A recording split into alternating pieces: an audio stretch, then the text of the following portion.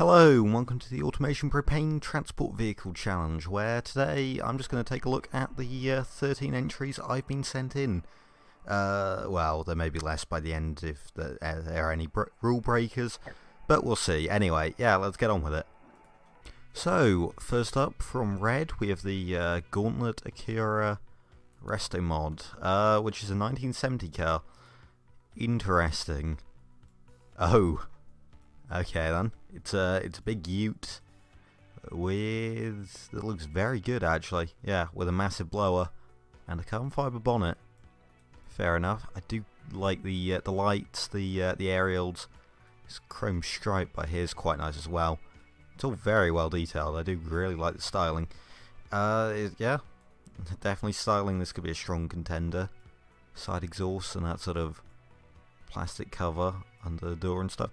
Yeah, it's all very nicely done. I do like that. I think this could be a strong contender for the best looking car already. And if it isn't, then wow, we're going to have some good stuff. Yeah, overall, it's very good. Good looking, but let's take a look through it now. So, steel, electric monocoque, galvanized steel. Yeah, it's all pretty standard stuff. Yeah, I wouldn't say there's anything too extraordinary here. Electric monocoque would maybe be a bit advanced for 1970, but as sort of like a realism build, but you know, for the purposes of this, it's good. Yeah, what do we have here then? 60 degree V8, not particularly muscle car, usually they were 90 degree, but fair enough, 4 litre. Oh, but it's adjusted variant capacity. And then very strong crankshaft there. Can you just go? Yeah, you can just go cast iron, no effect to reliability, and slightly cheaper, but there we go. Yeah, so it's very big. Well, I say big actually. It's been shrunk down a bit. Yeah, well, kind of a small V8 then. Does actually seem to be modern then if it's 2018 from the start. And would VVT, fancy. Twin turbo, not a particularly good turbo setup, as you can see here actually. Usually you kind of want to aim for having a wall as early as possible. Sort of get the boost pressure and then make it flat, whereas this, very laggy and then rather peaky towards the top. That's not great for driving on. Also running lots of boost, which would harm reliability quite a lot. But here's all good. Race intake. That's an interesting choice. Yeah, that's a bizarre choice because that, well, that explains the reliability then. Yeah, that's not particularly amazing for this, but yeah, we'll have to see. And then just a cat and no mufflers, so yeah, it's very loud, even with the turbos. Yeah, this is interesting. It's not very powerful as the thing, because of the dodgy turbo setup. I do have a tutorial, but if I can figure out how to do like annotations or whatever, maybe it'll be on screen right now. But yeah, that's not really how you want to set up turbos. Loads of negative quality there too. Bizarre. Let's get the stats back up. Oh boy, what's happened here? Yeah, it's a weird thing with the power distribution. I don't know why that happens. I guess I just got to keep checking it for all-wheel drive cars. It's a bit odd, but I don't know, just a thing that it does. I'll have to write to devs or something. Anyway, staggered setup. Fair enough. Steel wheels. Quite a bit of negative quality on this car. That's interesting. I didn't think I set the things to be that harsh, but maybe I was too restrictive. Bit of quality on aerodynamics though, and high speed oversteer. And it does have there's that front lip there. Didn't see anything on the back because this is just a bumper bar, I think. No, it is a lip. Actually, I could have just looked on here. And it's not making any downfalls. That's a lot of lift actually at high speed, 240 kilograms. Yeah, it becomes 500 kilograms lighter almost at top speed. which is terrifying. Very basic interior, yeah, comfort just meeting the minimum. And focus to be more drivable, fair enough. All good things here. Bizarre suspension choice here, yeah, semi-active and active sport, not really the most sort of utilitarian, but if it works. And then slightly odd suspension there, yeah, looks like the rear should be a bit, or the rear dampers should be a bit stiffer, I think. I can't remember off the top of my head. And yeah, incredibly stiff sway bars, so yeah, maybe not the best mechanically, but it does look good. So we'll have to see. Maybe it drives better in beam than it looks like it was set up. Anyway, on to the next car. Actually, yeah, price. I have no idea if that's good or bad yet. We'll have to see. Next car. Next from Armour Motors, the Anvil. And this is quite cool. Another sort of retro thing, but this to me looks almost more like the Suzuki Jimny or something, in that it looks quite retro, but isn't. It's a simple design, yeah, but I don't know, it works. It's a clean simple rather than just a lazy simple, if that makes sense. And there are like these neat little details like the tailhook and the badges. Yeah, I think if you are going to do basic designs, this is sort of how you should do them, where they've still got lots of little... They're quite intricate when you sort of look into it and do have details to them, and they do still look like a finished design. So yeah, this is another quite good looking car. Very high riding, and it's solid axle front and rear. Coil springs, not leaf though. And another bit, yeah, 312 I think. Well, that's cubic inches, I assume. Well, yeah, CID, the Murica. Okay. It's under 4 meters long too. Let's take a look. Steel, monocoque steel. Oh, that's gonna rust. Front longitudinal, and then solid axle coil front and rear with some quality. Then LC V8, very efficient to be fair. And actually, we can see how it compares to the last one. I assume. Yeah, it's another push rod, which makes sense. You do kind of want the flat torque curve push rods give you. Yeah, it's all very good. You could probably get away with low friction cast on this, which would get you a bit more fuel economy. Somehow that increases reliability, I don't know. But yeah, little thing there. -5 on the bottom end. You could probably get away with more, but it does sort of bring down your reliability, so that's understandable. No VVT, interesting, because again, more fuel economy there, but and it's naturally aspirated, which makes that efficiency figure rather impressive actually. Direct injection, that'll do it. Standard intake, and a very lean. Yeah, it's a well put together engine. 2 reverse flows, which may be a bit overkill, but if it helps with comfort, fair enough. Then didn't see any negative quality there, no. Then looking here, and it's done its thing again. There we go. Yeah, so it's a bit slower than last car. Advanced automatic too, which means it'll be a bit more comfortable. Although it is a bit smaller, I assume, in the cabin than the last one, so comfort sort of balances out, but not really. Yeah, only a 5-speed though, which is a little weird. You would have thought like maybe an overdrive or something.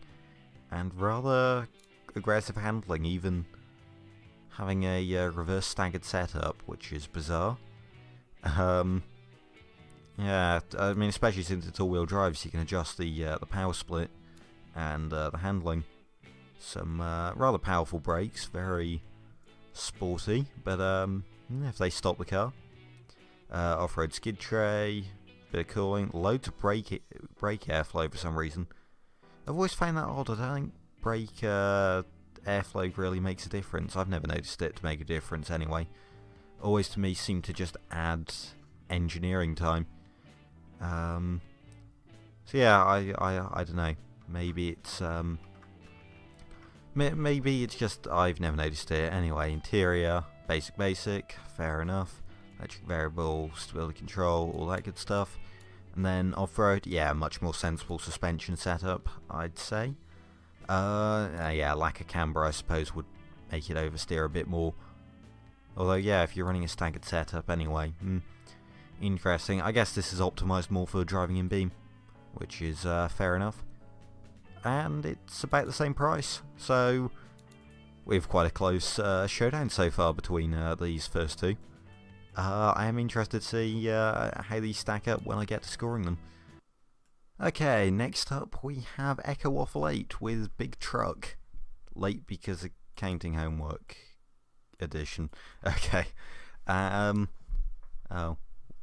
Feel free to not run. Yeah, because it was a slight late arrival. I sort of let slip through or whatever because I'm nice like that, and also turned out to be good because quite a lot of these cars I'm getting are breaking rules, so yeah, that's fun.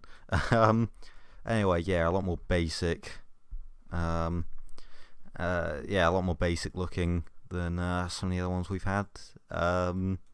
Yeah, a lot of plastic and stuff. It's fairly simple looking, but hey, if it works.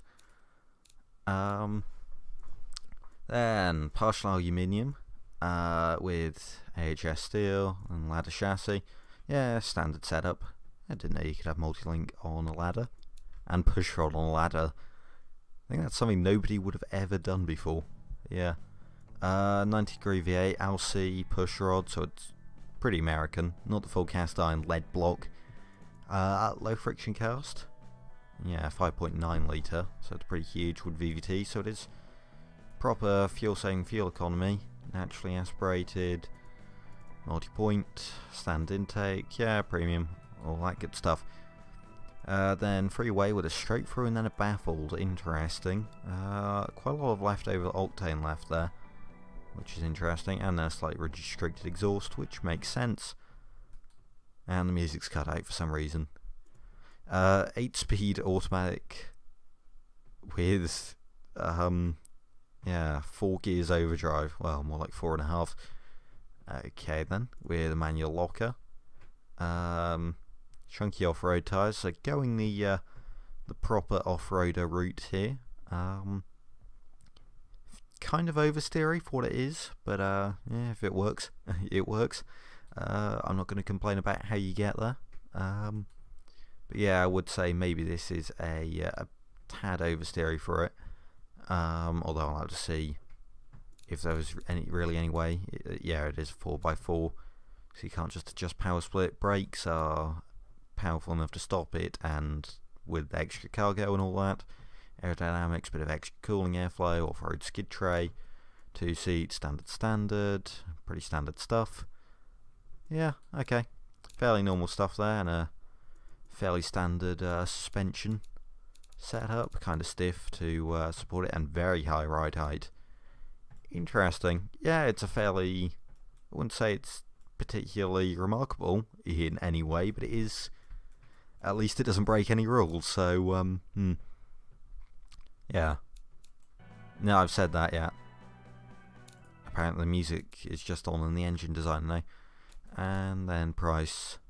Oh, it's quite expensive though. Interesting. But yeah. Yeah, there we go. Next up by El Bruno with the Marquez PXQ 220i6. This is a bizarre looking thing. Concept, yeah, definitely. It's it kind of looks more like a sort of mid 2000s, maybe like 90s concept. I don't think it looks particularly period correct, to be honest. Yeah, it does look kind of bizarre. Not a fan of the styling at all, particularly, but you know, if it's built well, then who cares about that? So, underneath, yeah, treated steel, monocoque, galvanized steel, fairly standard stuff. McPherson strut, and then a double wishbone at the back. That's a bit odd, as double wishbone does. I know you can't really see it visually here, but it does take away cargo space, I believe. So, bit of an odd choice to go for on a utility vehicle, but yeah, just going for the beam, I guess. Then inline 6 LC, 2 valve per cylinder, interesting. Just to squeeze it into those limits, it is right on the edge of ET, and well, it is kind of comfortably under production units. It's not really pushing the red line. You could probably get away with low friction cast. That's what I've noticed with lots of these, is that low friction cast, yeah, would benefit quite a lot on some of these. But yeah, anyway, turbocharger, interesting turbo setup, bit of quality to help lag. You're probably, yeah, higher AR, lower turbine would help lag a bit, but yeah, it's fine. And then very lean, definitely going for a sort of fuel economy tune here, and then just a freeway with a simple reverse flow. Fair enough. It's a fairly standard setup, and yeah, nothing horrific there. Unlike the styling. It's not very quick, 9.5 seconds to 60, that's yeah,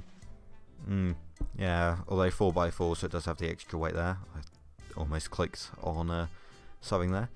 Advanced automatic, 6-speed, and somehow it doesn't have much in the way of overdrive. That's probably increased the costs quite a lot. This must be aerodynamic then to get to that kind of speed with such long gearing. Very small tyres though, that's slightly concerning. And worried on how that'll drive. Yeah, 11% wheel spin even with, well, okay, that is quite a lot of spacing actually, so it is all down low, but not a great thing. Brakes are plenty strong enough though, although that isn't really a surprise when they're so small and so yeah, such narrow and low compound tyres. Bit of downforce though, you can't really tell. Bit of wing angle, at least. Tiny bit of brake airflow. I've never really noticed it making a difference, but maybe it does. Then on interior, standard basic, fair enough. Electric variable, electric stability control, standard 10s. It's all good, and then just off-road sway bars, which again makes a lot of sense. Quite a lot of camber for a car like this, but it is at least cheap, so that's good. This could be a bit of an oddball entry, but if it's set up right, which it could potentially be, although that cornering force worries me, and the I don't know about the suspension setup actually. But yeah, we'll just have to see how this does. I have concerns about this. When I open it and the first thing I see is this, where it just about meets the minimums, then yeah, 90 reliability, at least it's got something going for it. Anyway, yeah, from Flip 7144, we have the KML third, is how I'm choosing to pronounce that. It's a bizarre looking thing that I guess is supposed to be a Ford pickup truck. That I assume this is supposed to look like one. I don't really know American pickup trucks well. You could have told me this was anything from the 70s to 90s and I would believe you. Chevy, Ford, Dodge, whatever. Anyway, let's take a look through this monstrosity. Steel ladder, steel, front longitudinal, and then solid axle coil front and rear. Fair enough, with a bit of negative quality. And what is this engine? It's a max size inline 3, 744 pounds-feet of torque. Somehow being incredibly reliable despite, I don't know, it's a low boost engine, interesting, I guess, from the sheer size of it. That was apparently running VVL at some point to get a VVL profile of one locked off there. Actually, can you even set it to 1? I don't know. I thought it was restricted to like 40 or something. Anyway, low to negative quality there, I guess, to make it rev low. I've just thought, is it valve float limited? It may be. That may be why the red line's so low. Which would be amazing if it is. And yeah, proper turbo setup there, which is good to see someone's using my tutorial. Or just knows it. Either way, I'm going to take credit for that. No mufflers then. Comfort is not a priority here. Yeah, this is a bizarre engine. It's probably valve float limited, 3400. Yeah, no it's not. I guess just going for maximum reliability. Actually, does it push it under 90 if you do? Ah, that'll be why. Fair enough. But yeah, this is a torque monster. The turbo spools up at 1200 RPM. That's amazing. Well, I'll give it that. It's unique and a bit crazy. And that's a lot of quality there. I assume because of reliability. Yeah, that's just... I'm assuming everything here is for reliability. Yeah, more gears means more reliability. 52% wheel spin. Okay. Yeah. It's annoying when you see these meme entries get through. Meanwhile, we've had some amazing looking cars that I'll show off at the end, but have yeah, broken some rules, so can't allow them through. That's the problem with doing the setup, and oh my god, this braking setup. But yeah, doing the blind setups, I may have to change that in the future so I can warn people. I don't know, I kind of like doing these blind run-throughs though. It's a bit annoying, but oh well. All the cooling airflow for all the reliability. And yeah, standard basic. Because there's a comfort minimum, I assume. Loads of negative quality there. This is fantastic, to be fair. This is the definition of just about doing the bare minimum to get through. This is, yeah, I do quite like this in a silly sort of way. And it's quite expensive, unfortunately. But yeah, this oversteer machine, I don't have high hopes for it being quick, even though it is actually, with 52% wheel spin. But yeah, even if it isn't quick, it I don't know, it's entertaining at least, and isn't that half the battle here? Next up, from T Pasoti, I think I'm pronouncing that right. He's already been in a few of my challenges, why am I only wondering that now? Yeah, anyway, is that an I or an L? I think that's an I. ITA 370 Ute 4x4. Anyway, yeah. It's quite nice, maybe a bit basic looking, but it is does work for a modern vehicle, for sure. Yeah. With very race inspired yeah, diffuser setup here. This could be interesting. I'm expecting fast stuff here. Steel, like monocoque steel, so it'll rust like crazy. Front longitudinal. McPherson struts up front, but a double wishbone rear suspension setup again. Yeah, that's a little weird, because, you know, it goes into your cargo bay area, but anyway, even though if it isn't like sort of shown, it does do that. It reduces your cargo space. Anyway, 240 horsepower. It's very similar to El Bruno's. Yeah, El Bruno's. Yeah, just had to double check for a second there. Yeah, it is sort of similar, although using a V6 this time with hyperneutectic for emission or loudness, I suppose. Could be loudness. 49 cam profile, 10.5, fair enough. With, yeah, fairly standard setup. Running it a bit rich, but hey, if it fits, I'm not going to complain. And then 4x4 manual 6-speed, fairly standard, decently quick with a manual locker. Yeah, some decent tyres. Although maybe a bit narrow for a modern car. Yeah, brakes are decently powerful. I'd argue maybe the bottom ones are, or the rear ones are maybe a little too small, but anyway. Loads of wing angle, but barely any downforce. And then just some basic entertainment, all that stuff. And then yeah, just fairly basic suspension setup. Quite a lot of rear camber though. Interesting. And yeah, it's an interesting car. I don't know, I wouldn't say there's anything too massively remarkable about it, but it could be a strong contender, definitely. So, I mean, considering what we've had so far, being unremarkable is maybe the best thing to be right now. Next up, from Naya 8, we have the Rhino. And good. It fits the rules, and it's got a massive exhaust sticking out the bonnet. Fair enough. It's, yeah, interestingly styled. Wouldn't say I'm particularly a fan of it, but, Also interesting to have the parking sensors not in the bumper, but in the tailgate. So I guess they go off whenever you lower it, I don't know. But yeah, it's huge for sure, the amount of rear overhang there. I wonder if we'll hit that on some of the ramps. I don't know. Oh no. Have we just gone into torque wars here? Anyway, steel, electric monocoque steel, as usual, and then solid axle coil, front and rear.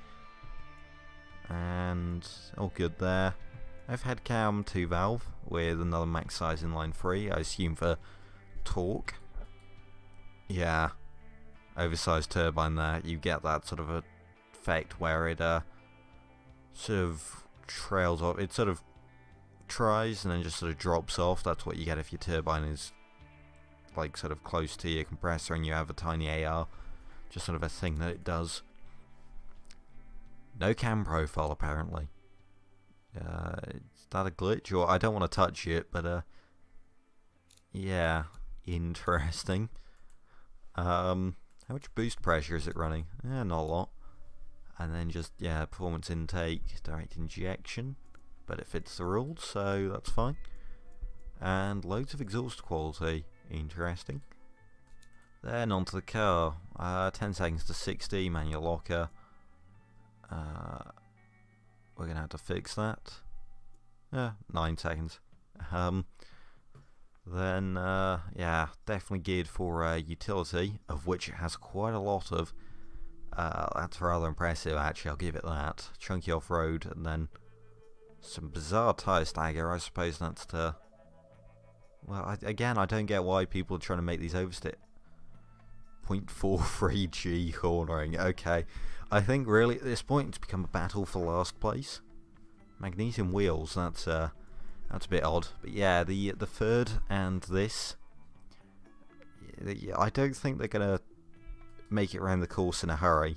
We'll put it like that. But maybe. I just hit my desk.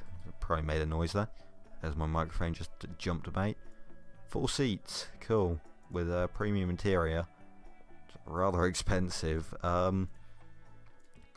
Although yeah, with that massive engine, basic naughties, and loads of negative quality. Then hydro pneumatic, which I can kind of see for an off-roader. Does kind of work. Also, it weighs almost 3 tons. Wow. Active suspension then. Yeah, not so much. It's a bit odd, but as I said, I'm not really judging realism. And it costs 27k. Oh no. So yeah, this could be a bit of a wild card here. To be honest, I think everything that's making it through now is a bit of a wild card. We've had like 2 or 3 series entries, and that's it. Yeah, actually a bit more. Next up, from Yeshua Man 1983 with the Owens Cane, which yeah, it's sort of basic looking. Not really a fan of the styling here. Does look, I can't decide if it's really happy or almost slightly sinister. Like, it looks like it's about to break, maybe. I don't know. Yeah, on the outside it's just basic looking. I wouldn't say there's anything outstanding about it. But underneath, let's see, steel, electro, yeah. Again, fairly standard setups. Another massive 6-cylinder, this time a V6 though, which is nice to see for a change, and heavy duty components, which I think was a bit overkill considering the amount of torque you're making there. Yeah, lots of ignition timing for some reason. Again, probably not the best balance between ignition timing and compression. I tend to find you sort of want to strike a balance there, and it's sort of a case of trial and error to get efficiency, but we'll have to see how it performs. And then just, yeah, dual exhausts, long tubular headers, interesting, and then just straight through and done.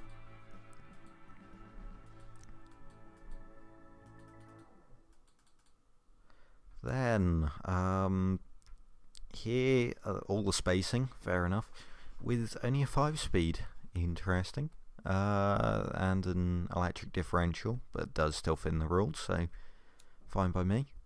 Some fairly narrow tyres on hard carbon paint, but it is still working. There's not too much wheel spin, I guess, because the really long gear, it does almost 155 miles an hour. That's impressive. And it's technically only rear-wheel drive, which this car's quite impressive in terms of top speed, I'll give it that. Well, no, actually, yeah, a bit of quality to cooling, but that's it. Oh, aerodynamics, but that's it. It's rather impressive how it's so quick. That's, yeah, +5 to tyres, so some decent quality across the car. It looks like rather aggressive brakes, but using drums on the back, I guess, for that off-road bonus they give. Yeah, because as you can see here, drums just have a bit better off-road, so if you can make them work, there is a bit of a benefit. And no brake fade, I guess because they're so oversized. Standard, then basic infotainment with a bench seat at the front. And then right on the drivability line. Good for stats and automation. We'll have to see how it performs in beam though. And then bizarre choice for suspension. I feel like that's a bit overkill for what we're doing, but we'll see. And yeah, it's an interesting thing. Riding rather high, I suppose, to try and smoothen out those bumps and whatnot. And we'll have to see. It costs almost 30k, so it's rather expensive for what it is. I have a feeling it's, well, so far at least I think it is the most expensive thing we've had. But yeah, it's interesting. I don't know if it'll do well though. I don't know, maybe it'll be a surprising beam. Finally, from Trent 445, I think at least, yeah, they didn't use the proper naming scheme for it. Oh, they did, but only on the engine. Yeah, Trent 445, cool. Anyway, the Velox AVM, called Ute what, mate? Fair enough. On the outside, it's interesting. This sort of almost Hot Wheels inspired blue and orange style. It does look rather aggressive. I think it's an ugly car. I think it's quite decent looking. I'm not sure if it's really 2018 though. Well, the lights look up to date. I do think there's not quite enough grille. It looks a bit too, I don't know, a bit too sensible almost. And yeah, again, on the back, but I don't know, steps there I guess for the thing, or could just be a bumper. Yeah, and things like that. It's all right, and those are some rather wide flares. Look at it, the arches could be interesting with only blue warnings with lots of cooling and stuff. Interesting to see. Treated steel, semi-space frame, which is, yeah, a rather interesting choice, and solid axle front and rear. Interesting. And this says to me rather poor turbo setup. Oh, it's an inline 4, a 3 litre inline 4. This will be crazy now. All the forged components, but no titanium billet steel. Loads of VVL. Could be what's causing this sort of weird thing. Yeah, I think it's more the VVL than the actual turbo setup, as this is actually a fairly decent setup. Yeah, I wouldn't call it too crazy. Intakes are sort of limiting power a bit, which is a bit bizarre considering how high bore is. But there we go. Running kind of rich, but I don't know, a fairly balanced setup. And yeah, overall, fairly decent. No quality on the body or fixtures. Stats have decided to do their thing. It's a very quick car for sure. Yeah, this 4.8 seconds to 60, I believe that's the quickest thing we've had so far. And 265 hard compounds all around with very little wheel spin. Yeah, this could be quick in a straight line. I'm not sure how we'll cope with the bumps. It's rather stiff setup there, so that'll be interesting to see, and it is right along the sportiness line. This does look to be the fastest one, at least on paper here. Definitely the most sporty. Brakes are only just powerful enough to stop it, which you know, not so good for utility. Although it does actually score quite well, so maybe it'll be fine. All the cooling airflow, which fun thing, doesn't affect you in BeamNG Drive. So for these challenges, I mean, if I don't ask for anything in automation to do with performance, you probably want to just crank that up for reliability, as that won't affect your performance in BeamNG, just as a thing, at least as far as I know. I've done a lot of testing with it, but sort of I heard that was a thing. Anyway, so a really stiff rear sway bar. Which does mean it has sort of racing car level stiff suspension, but this I can sort of understand because it's solid axle, and it does just sort of need a bit stiffer suspension. But yeah, that rear sway bar is a bit bizarre. But yeah, if it works, I think everything is to the rules. It is. At least I've checked. And yeah, seems like we've got another good car, which is a good way to end it off on. So, time to go through who failed. So now we go through the cars that I wish made it in, but unfortunately broke some rules. So, Cool Key, who was using the roof rack method, which you may export into BeamNG just to see if it works, had 97 production units. The limit was 95. Micomp again with the production units, 96.2. The max was 95 again. Maybe it was my fault for making the limit too restricting. Maybe I should have bumped that up to 100 to allow a bit more freedom. I don't know. Give me some opinions. I do ask for feedback on the rules and I do update them, but still. This glorious thing by OME, the Wolfhead 590 Custom, well, it does look fantastic, and I am a big fan of the styling, especially this front grille here, the way the lights are integrated and everything. It's really nicely designed to sort of a retro looking, sort of 60s and 50s looking thing. Unfortunately, the fuel economy was miles out of reach of the standard. Shame, as I did quite like this. And then finally, Puginus with the little Pepe. Yeah, safety is what killed this. 49.3. I think looking at it, yeah, maybe I did set it a bit too high, and sort of made it a little unfair towards, or a little biased towards using large trucks. But oh well.